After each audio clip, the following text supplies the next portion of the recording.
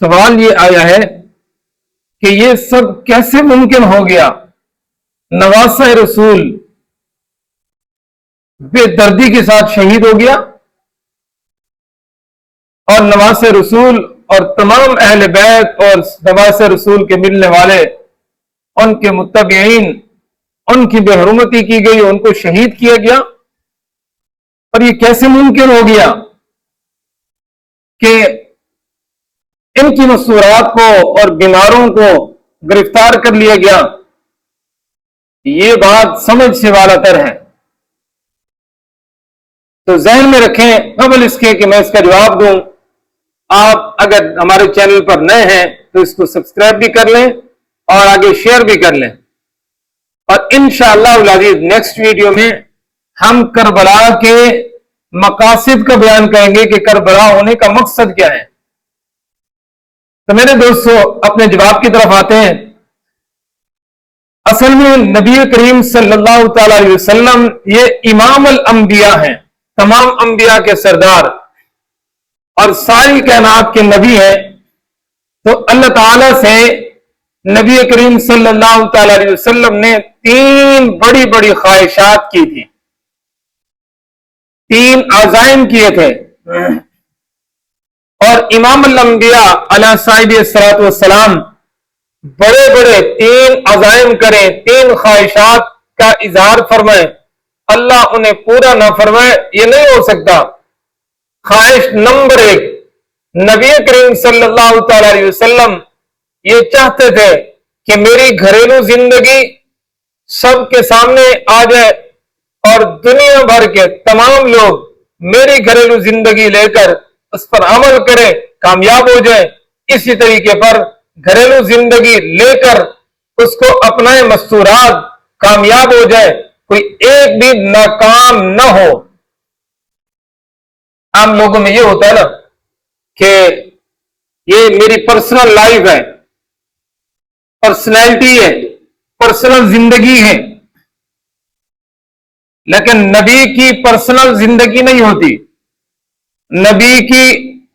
گھر کی زندگی بھی اوپن ہوتی ہے، نبی کی باہر کی زندگی بھی اوپن ہوتی ہے۔ تو نبی کریم صلی اللہ تعالی علیہ وسلم کی یہ منشا تھی کہ اللہ میری گھر کی زندگی امت تک کیسے پہنچ جائے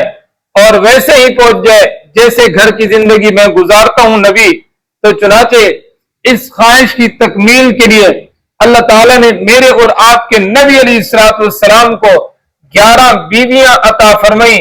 جنہوں نے نبی کریم صلی اللہ تعالی علیہ وسلم کی ساری گھریلو زندگی کو محفوظ کر لیا۔ محفوظ کرنے کے بعد امت تک کما حق کا حقوق پہنچا دیا۔ ازواج مطہرات کا قیامت تک کی نسل انسانیت پر یہ احسان رہے گا کہ گھریلو زندگی کے متعلق جو مسائل تھے، جو فضائل تھے، جو احکامات تھے، ان ازواج مطہرات نے ہی وہ سیکھا، محفوظ کیا، آگے امت تک پہنچایا۔ تو اس خواہش کی تکمیل کے لیے اللہ نے ہمارے نبی علیہ الصلوۃ والسلام کو 11 بیویاں عطا فرمائی۔ اس خواہش کی تکمیل ہو گئی۔ خواہش نمبر 2، چاہت نمبر 2، جناب نبی کریم محمد مصطفیٰ صلی اللہ تعالی علیہ وسلم، ان کی منشا و چاہت یہ کہ میرا دین جو اللہ نے مجھے دین دیا ہے، یہ دین ساری دنیا کے اندر پہنچ جائے اور ہر کچے پکے مکان تک پہنچ جائے،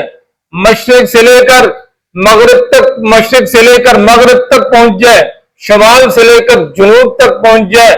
دنیا کے کونے کونے تک پہنچ جائے۔ کوئی یہ نہ کہے کہ محمد رسول اللہ صلی اللہ تعالی علیہ وسلم والا دین ہم تک نہیں پہنچا۔ فرمایا اس خواہش کی تکمیل کے لیے اللہ تعالیٰ نے مقدس، مطہر، عظمتوں بھری، ایمان والی، جن کے دلوں میں ایمان ہے، اللہ نے وہ جماعت صحابہ نبی کریم صلی اللہ تعالی علیہ وسلم کو عطا فرمائی۔ تو یہ جماعت، مقدس جماعت اللہ نے عطا فرمائی۔ اس جماعت نے نہ دن دیکھا نہ رات دیکھی، اس جماعت نے نہ دھوپ دیکھی نہ سردی دیکھی، اس جماعت نے نہ مال کی کمی دیکھی نہ زیادتی دیکھی۔ قربان جائے اس جماعت پر دنیا کے ہر کچے پکے مکان تک صحابہ پہنچے، اسی طرح یہ خشکی میں بھی پہنچے، ترے میں بھی پہنچے، مشرق سے لے کر مغرب تک انہوں نے دین پھیلایا، اور اس طریقے پر شمال سے لے کر جنوب تک انہوں نے دین پھیلایا، یہاں تک کہ صحابہ کرام کی جماعت جانے لگی، اور آگے جو ہے نا سمندر تھا، پانی تھا، تو پانی کے اندر اپنے گھوڑوں کو ڈال دیا اللہ کا نام لے کر، اور یہ کہتے ہوئے کہ یہ اس طرح کہیں محمد رسول اللہ صلی اللہ علیہ وسلم کے دین سے یہ بھی محروم نہ رہے۔ حضرت امیر معاویہ کے زمانے میں صحابہ کرام جماعت کے ساتھ گئے، یہاں تک کہ آگے پانی کی موجیں، اور اس طرف سے یہ پانی کی موجوں پر آنے کے بعد کہنے لگے ہمیں اگر معلوم ہو جائے سمندر کے اس پار نبی کریم صلی اللہ علیہ وسلم کی امت رہتی ہے، اللہ کی مخلوق میں سے اشرف المخلوق انسان رہتے ہیں، تو ہم یہ دین وہاں تک بھی پہنچانے کے لیے ان کے پاس ضرور جائیں گے۔ تو اس خواہش کی تکمیل کے لیے اللہ تعالی نے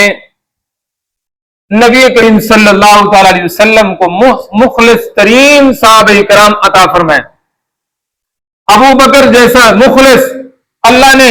اس خواہش کی تکمیل کے لیے عطا فرمایا، عمر جیسا مخلص اس خواہش کی تکمیل کے لیے عطا فرمایا، عثمان جیسے مخلص اس خواہش کی تکمیل کے لیے عطا فرمائے، اسی طرح علی المرتضیٰ جیسے مخلص اس خواہش کی تکمیل کے لیے عطا فرمائے، سعد، سعید، زبیر، اسی طرح یہ تمام عبداللہ بن زبیر، عبداللہ بن عباس، حضرت عباس، یہ تمام صحابہ کرام اللہ نے 1.25 لاکھ صحابہ کرام کو اس خواہش کی تکمیل کے لیے نبی کو عطا فرمائے۔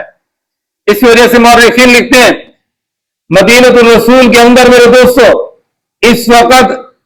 10 سے 15 ہزار صحابہ کرام کی قبریں ہیں، باقی کہاں پر چلے گئے؟ باقی پوری دنیا کے اندر چلے گئے، کسی کی قبر پاکستان میں ہے تو کسی کی قبر ہندوستان میں ہے، کسی کی قبر یمن میں ہے تو کسی کی قبر مصر میں ہے، کسی کی قبر مبارک عراق میں ہے تو کسی کی ایران میں ہے، ساری دنیا کے اندر صحابہ کرام چلے گئے، نبی علیہ الصلوۃ والسلام کی اس خواہش کی تکمیل کا ذریعہ بنے تو جماعت صحابہ بنی۔ 2 خواہشیں ہو گئی۔ خواہش نمبر 3 میرے دوستو نبی کریم صلی اللہ تعالی علیہ وسلم کی چاہت تھی، فرماتے تھے لا وددت ان اقتل فی سبیل اللہ ثم احیا ثم اقتل ثم احیا ثم اقتل ثم احیا ثم اقتل۔ نبی کریم صلی اللہ تعالی علیہ وسلم نے ارشاد فرمایا میں یہ چاہتا ہوں نبی کہ میں اللہ کے راستے میں شہید کر دیا جاؤں، پھر اللہ دوبارہ زندگی عطا فرمائے، پھر میں نبی شہید کر دیا جاؤں، پھر اللہ سہوارہ زندگی عطا فرمائے، پھر میں اللہ کے راستے میں شہید کر دیا جاؤں، مجھے اللہ زندگی عطا فرماتا رہے اور میں اللہ کے راستے میں اس جان کو قربان کرتا رہوں۔ اب اس خواہش کی تکمیل اس طرح تو نہیں ہو سکتی تھی کہ کوئی کافر، کوئی بدبخت، کوئی منافق ہے اور جناب نبی کریم صلی اللہ تعالی علیہ وسلم جن کی حفاظت کا ذمہ خود اللہ نے لے لیا اور جن کے معصوم ہونے بلکہ امام المعصومین ساری کائنات کے انبیاء معصومین کے امام اللہ نے بنا دیا اور پھر اللہ نے اپنا محبوب بنا دیا، تو کوئی بندہ یہ طاقت رکھے دنیا کے اندر وہ جا کر نبی کو نعوذ باللہ سرتن سے جدا کر دے یا نبی کے اوپر اس طرح کے مظالم ڈائے کہ نبی کی جان چلی جائے، کسی کو اللہ نے یہ جرت نہیں دی کہ یہ میرا محبوب ہے، انجدہ با کمال ہوئے مثال ہاں جنہیں میں اپنی اندھی اپنی مثال ہوئے، انجدہ محفوظ ہوئے مثال ہاں جنہیں میں اپنی اندھی اپنی مثال ہوئے۔ تو اللہ نے ایسی حفاظت فرمائی، ساری کائنات کے لوگ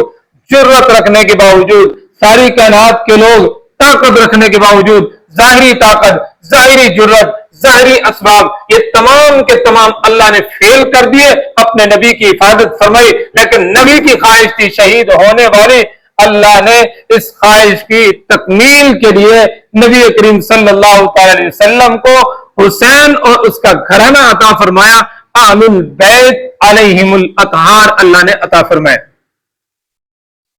اب شہید یہ ہوئے، اس کو نبی کریم صلی اللہ تعالی علیہ وسلم نے ارشاد فرمایا، نبی کا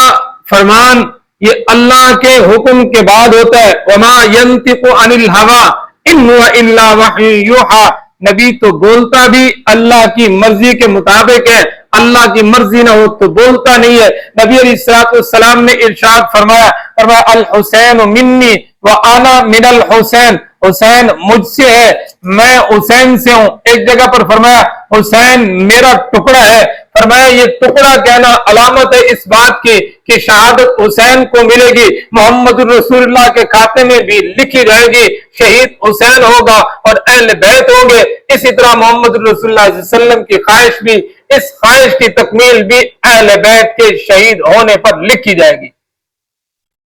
तो ये अल्लाह ताला ने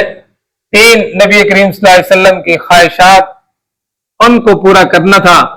जनाब सैयदना हुसैन रजी अल्लाह तआला अन्हु को इस निस्बत से अल्लाह ताला ने कुर्बान कराया और इस निस्बत से उनकी कुर्बानी को अल्लाह ने कबूल फरमाया। रहती दुनिया तक